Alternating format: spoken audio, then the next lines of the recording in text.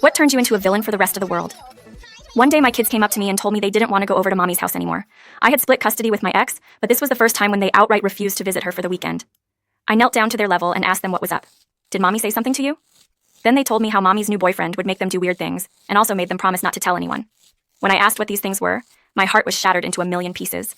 He would make both my kids stand in front of a camera and strip to their undies. Then he would take a few pictures, give them both some candy, and go back to his room. At first, my kids were happy to get free candy, but they eventually realized that something was wrong and became uncomfortable. So, they asked him to stop, and my wife's boyfriend landed an open-handed slap on my daughter's face. They went to their mommy to complain, and told her the absolute truth while crying. But instead of helping them, she told them to stop being jealous of her new relationship. She was under the impression that I had told our kids to spin this story and simply refused to believe them. I was so angry, but also distraught at the same time. The first thing I did was call the cops.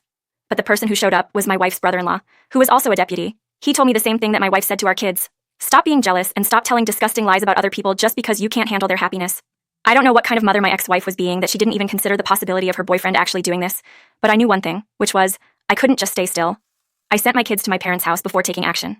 I was a regular at this local bar where I had made friends with these two ex-convicts. Both of them agreed to go along with my plan. We waited for my wife to leave for work and snuck into her house to find the boyfriend. I knew he was unemployed, so he was probably in his room all day. He looked terrified when he saw me entering the house and tried to scream, but we stuck a cloth muffler into his mouth. You see, I was under the impression that he was using those photos he took to get himself off like a sicko. So my plan was to simply find the photos, delete them forever, and threaten him enough so that he never does it again. But then, the boyfriend confessed as to what he was actually doing. Turns out, he had a very long line of other sickos who wanted to buy these photographs and were paying him top dollar for them. He had about 6 copies of each photo ready to be shipped out in a couple days' time. The severity of the situation dawned on me, and I realized that if my kids didn't have enough courage to come to me, then I never could have stopped these photos from going out there. My eyes just saw red and I lost control.